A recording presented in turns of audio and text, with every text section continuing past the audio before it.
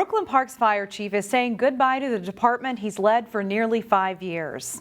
I am truly humbled and honored to have served as the community's fire chief for this time. We've grown this department so much, and I'm so incredibly proud of just the culture that we have as a fire department. Under Chief Cunningham, the city's 4 fire stations became fully staffed with firefighters working 24-hour shifts. Cunningham has been pushing for the city to modernize its aging fire stations that aren't equipped to house around-the-clock staff. With what we've learned today about the health and safety for our firefighters, cancer prevention, but also sleep deprivation and modern station alerting systems, as well as just firefighter accommodations, being able to provide every firefighter with their own independent living quarters, especially in an environment that we want to be welcoming to everyone, including male and female firefighters that are on our staff. In mid-March, Cunningham will begin his new post serving as the Assistant Commissioner for the Department of Public Safety. For the first time, Hennepin Technical College will host a career fair to help recruit police and first responders. We're having it because there's such a shortage in law enforcement, dispatch, fire. Jordan Wild is a former St. Paul police officer who says he's never seen a shortage like the one today. To help address that, Hennepin Tech's Brooklyn Park campus is putting on a first responder career fair on March 9th. More than 50 employers are expected, ranging from local police and fire to EMS and hospitals. Speaking with a lot of the police agencies out there, I mean, it was pretty quick to get a pretty heavy feedback on saying, yes, we'll want to come out there. We need more career fairs. We want to get face-to-face with some of the students, face-to-face with the general public. But also on the EMS side, I reached out to a lot of the ambulance providers, and they were jumping on it right away, saying, yes, we need it. Hennepin Tech has a 2-year law enforcement program. Wild says the college is also looking to find people who may be willing to shift careers. The Osseo School Board has narrowed down its superintendent search to 2 finalists. They are Lisa Sales Adams, the current superintendent of Eastern Carver County Schools in Chaska, and Kim Heil, the current superintendent of Fridley Public Schools. Both are being interviewed this week, with a preferred candidate expected to be announced on Wednesday night.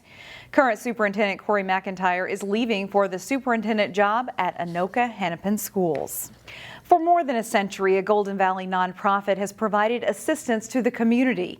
Reporter Sonia Goins explains why it's now struggling to keep up with demand. Jewish Family and Children's Service of Minneapolis assists over 13,000 people each year who need help for a variety of reasons. We have more than 30 programs offered. Laura Gorky says last year, demand for the nonprofit's Emergency Financial Assistance Program skyrocketed. It just shot up ridiculously quickly. Rental and mortgage assistance and one-time emergencies like car repairs are behind the influx of need. We went from a few years back of seeing, maybe just a handful of applications coming each week to the point where I believe we had over 40 applications coming in on a weekly basis. Good morning. Thank you. The organization takes a holistic approach when it comes to helping people get back on their feet, including career counseling and mental health support. The financial disruption puts a strain on every facet of someone's life. There's so much more anxiety.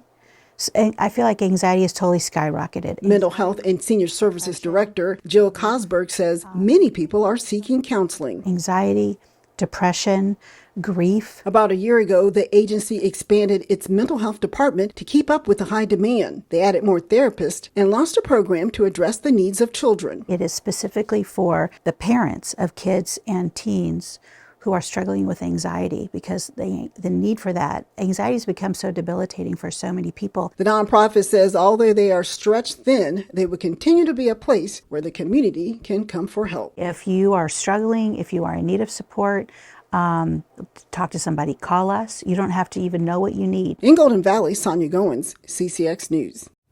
Students at Osseo area schools had a chance this week to learn about an impactful moment in U.S. history. The sister of one of the 4 black girls killed in the 1963 Baptist church bombing in Birmingham, Alabama, visited Brooklyn Park. Lisa McNair, the sister of Denise McNair, shared her message with students.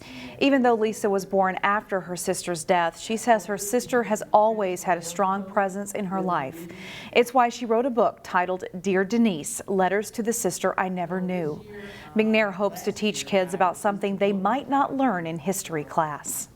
so many of the civil rights stories are not shared. You get Dr. King and Rosa Parks and I Have a Dream speech, but it's so many other pieces that are left out of this huge puzzle. I don't want to share, I know you guys up in this area have had the George Floyd thing and incident, and I want to share that things like that have been happening, but we have to fight harder against racism. Students from 7 Osseo area schools and Brooklyn Park City staff got to hear McNair's story on Tuesday.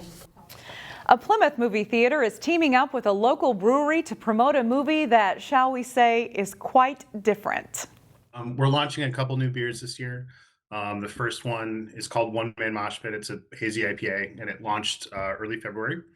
And it kind of coincided with, the premiere of the Oscar-worthy, I'm hoping, Cocaine Bear. Surly Brewing Company is teaming up with Imagine Willow Creek Theater for a happy hour event on March 2nd, prior to the 7:30 showing of Cocaine Bear. The movie's plot is outlandish, but it's actually inspired by a true story. A bear in the woods ingests a bag of cocaine after drug smugglers drop it from an airplane. Surly Brewing plans to serve its new beer and dress people in bear costumes. And, we'll have some swag, we'll have T-shirts, stickers, the usual stuff to hand out at events. And we will have some of these lovely bear hats. The event on Thursday starts at 5 p.m. and you don't need tickets to attend.